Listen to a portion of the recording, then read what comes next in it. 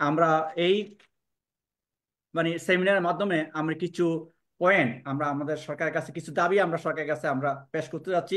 যে দাবিগুলো আমরা 2009 থেকে আমরা করে আসছি। 2009 থেকে আপনার এই এইচআরডি প্রতি বছর এই সেমিনার করে আসতেছে, এবং সবাই যখন এই বিডিআর ম্যাসাকারের ঘটনাকে ভুলতে বসেছিল, আমরা সিদ্ধান্ত নিয়েছিলাম যতদিন পর্যন্ত সত্য প্রতিষ্ঠিত না হবে এবং জাস্টিস প্রতিষ্ঠিত না হবে ততদিন পর্যন্ত আমরা আমাদের এই প্রচেষ্টা আমরা চালিয়ে যাব। আলহামদুলিল্লাহ, আমাদের এই গত 16 বছর প্রচেষ্টার মাধ্যমে দেখা গেছে এই বছর রিসেন্টলি আপনার বর্তমান ইন্টারনেট সরকার 25শে ফেব্রুয়ারিকে শহীদ সেনা দিবস হিসেবে ঘোষণা করেছেন। কিন্তু আমাদের দাবি হচ্ছে, আমাদের আরো কিছু দাবি আছে। এক নাম্বার হচ্ছে যে 25শে ফেব্রুয়ারিকে শুধু শহীদ সেনা দিবস হিসেবে ঘোষণা করলে হবে না, এটাকে সরকারি ছুটি হিসেবে ঘোষণা করতে হবে এবং রাষ্ট্রীয়ভাবে এই শোক দিবস পালন করতে হবে। 2 নম্বর হচ্ছে নতুন তদন্ত কমিটিকে সরকার, সেনাবাহিনী এবং বিজিবি থেকে সকল প্রকার সহায়তা করতে হবে।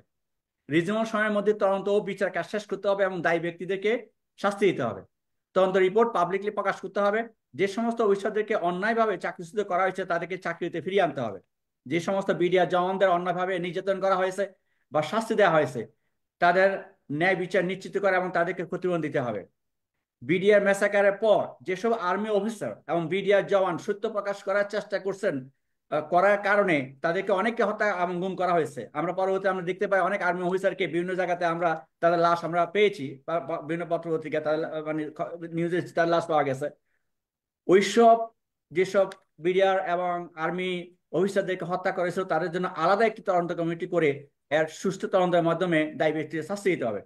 8 নম্বর তো আহ, হচ্ছে বিজিবি নাম পরিবর্তন করে আগের বিডিআর নাম আহ, ফিরে আসতে হবে। 9 নম্বর যেটা হচ্ছে যারা পূর্বের তদন্ত প্রক্রিয়াকে বাধাগ্রস্ত করেছে তাদেরকে বিচারের আওতায় এনে যথাযথ শাস্তি ব্যবস্থা করতে হবে।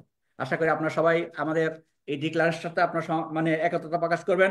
আমরা আমাদের এই পয়েন্টগুলো বর্তমান সরকারের কাছে আমরা পাঠাবো এবং আমরা আশা করি সরকার প্রয়োজনীয় পদক্ষেপ নেবেন।